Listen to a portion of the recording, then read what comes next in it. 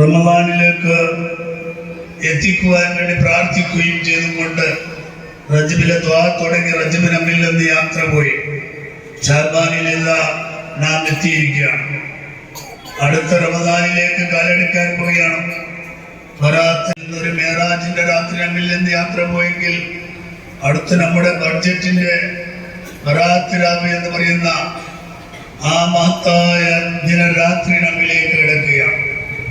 ഇതിലേക്ക് തന്നെ നാം അല്ലാഹുവിന്റെ മുമ്പിൽ തികച്ചും നമ്മുടെ പാപം കരഞ്ഞുകൊണ്ട് അല്ലാഹുവിൽ തെറ്റ് സംബന്ധിച്ച് റബ്ബുൽ ഇസ്സത്തായ തമ്പുരാനോട് മാപ്പ് അപേക്ഷിച്ചുകൊണ്ട് നാം ഇസ്തിഗ്ഫാർ ചെയ്ത് മഹാന്മാരായ മശായിഖന്മാരുമായിട്ട് ഇത്യാദിയിലുള്ള സദസ്സുകളിലൊക്കെ പങ്കെടുത്ത് ഔലിയാക്കന്മാരെയൊക്കെ ബഹുമാനിക്കുകയും ആദരിക്കുകയും സ്നേഹിക്കുകയും ചെയ്തുകൊണ്ട് അള്ളാഹുവിന്റെ സന്നിധിയിലേക്ക് പാപമോചനം ചെയ്താൽ നാം ചെയ്തുപോയ എത്ര വലിയ തെറ്റുകളുണ്ടെങ്കിലും ഗഫൂർ റഹീമായ റബ്ബ് നമുക്കത് പുറത്തു മാപ്പാക്കി തരുകയും തുടർന്ന് പിന്നീട് ആ തെറ്റുകളിലേക്ക് നാം പ്രവേശിക്കാതെ തികഞ്ഞ മുഅ്മിനായി ജീവിക്കാൻ തയ്യാറാവുകയും ചെയ്തു കഴിഞ്ഞാൽ തീർച്ചയായും നമ്മുടെ എല്ലാ പാപങ്ങളും അല്ലാഹു പുറത്തു മാപ്പാക്കും.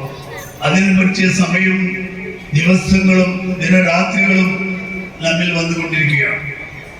ഈ സദസ്സിൽ വെച്ച് നാം മനസ്സിലാക്കേണ്ടത് നമുക്ക് മഹാനായ ശൈഖുനായുടെ സന്നിധിയിൽ ഒരുമിച്ച് കൂടി മുത്ത് നബി സല്ലല്ലാഹു അലൈഹി വസല്ലം തങ്ങളെ സ്വലാത്തിൽ പങ്കെടുത്ത് പുണ്യം കരസ്ഥമാക്കി വരുന്ന പരിശുദ്ധ റമദാനിലേക്കുള്ള തയ്യാറെടുപ്പെടുത്തുകൊണ്ട് ഇബാദത്ത് കൊണ്ട് ധന്യമാക്കുന്ന ഒരു വലിയ ഒരു ഉറച്ച തീരുമാനമെടുത്തുകൊണ്ടാണ് നാം ഇവിടെ നിന്ന് പിരിഞ്ഞു പോവേണ്ടത്.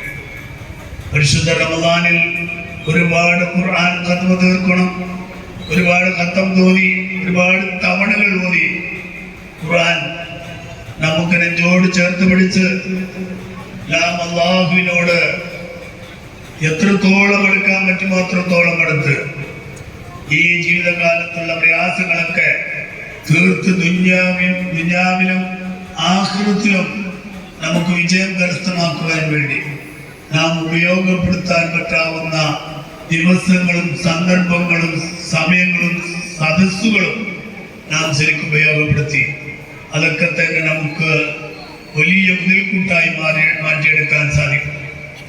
മഹാനായ ശൈഖുനായുടെ ബർക്കത്ത് കൊണ്ട് യഥാർത്ഥ മുത്തഖീങ്ങളിൽ അല്ലാഹു നമ്മെ ഉൾപ്പെടുത്തുമാറാവട്ടെ.